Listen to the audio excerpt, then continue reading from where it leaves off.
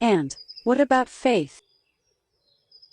With our focus so exclusively on the future, life appears to offer only possibilities and probabilities, but we feel an inner need for certainty, to hold on to something that is stable, an unshifting core.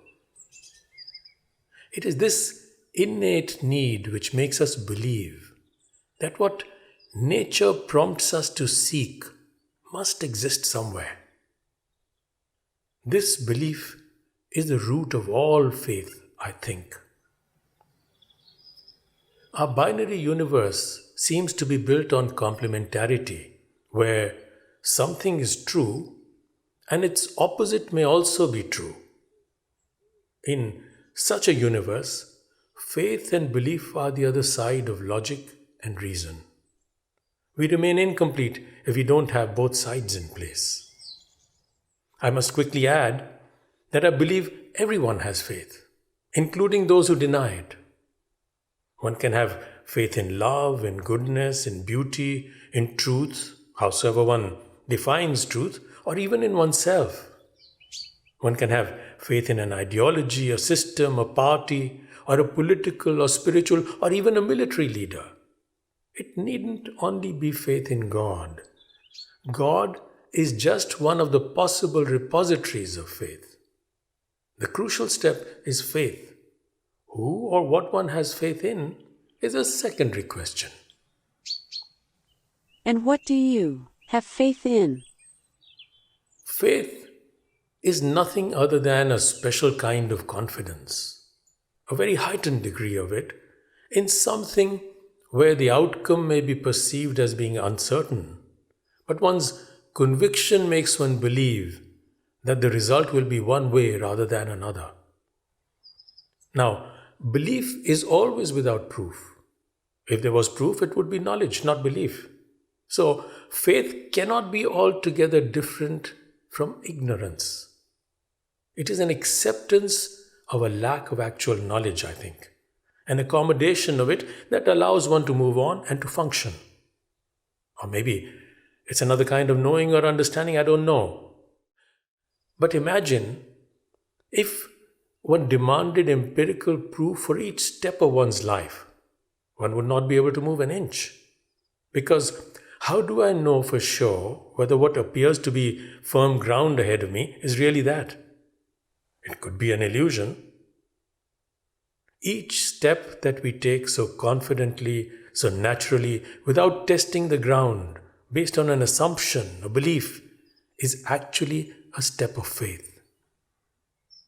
Without faith, one would be paralyzed. A nervous breakdown is essentially a collapse of that structure. At crucial points, if one doesn't know the answer, one goes with the best guess, a hunch. Faith might well be that best guess, or even the best bet. I think it is each individual's system of risk-taking, risk management, and dealing with unpredictability, uncertainty, and insecurity. Risk is intrinsic to life, and faith, I believe, is, even in an evolutionary sense, a highly evolved and a deeply intuitive system to deal with risk. It may not be perfect or foolproof, is even subject to and leads to biases, but it is wired into our system, so there's no getting away from it.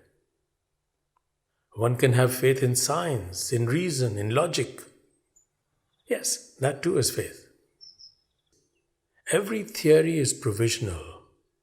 It holds true only till it is proven wrong or contradicted by another established or more convincing theory.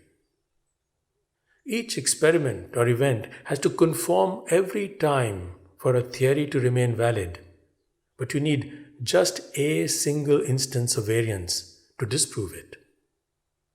The successful ones are only belief systems that are still holding up.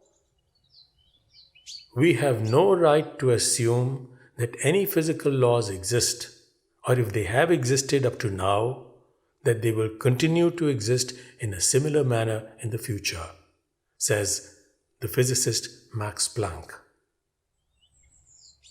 Reason and logic fare no better. Gödel showed that a theory cannot be both consistent and complete because it needs an unending sequence of ever larger theories to prove its consistency.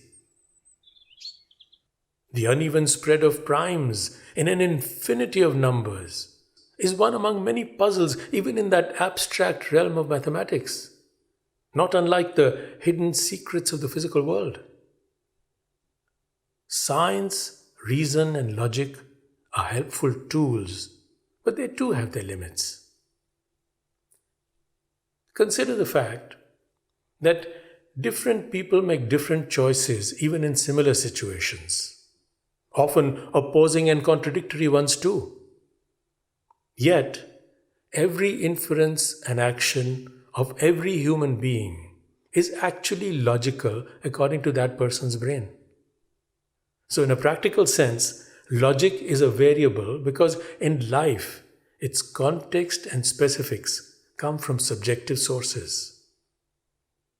In the face of what philosophers call aporia, or perplexity on meeting with life's complexity, and the difficult and confusing choices it often offers, logic doesn't always help. At times, one wants to go with the gut rather than with the intellect. A Zen monk who is trained to take his mind beyond logic might well try to really wake you up by simply asking if you haven't heard the sound of one hand clapping. Speaking for myself, I have faith in many things. In beauty, in goodness, in truth, in labor, in quiet contemplation, in love, and yes, in nature or in God. In my very bones, I can feel their power over me. I would love proof or a clear demonstration of their positive results, but the richness and energy brought by all these elements that automatically inspire faith is good enough for me to make them the basis of my life anyway, without waiting or asking for any proof of their efficacy or their value.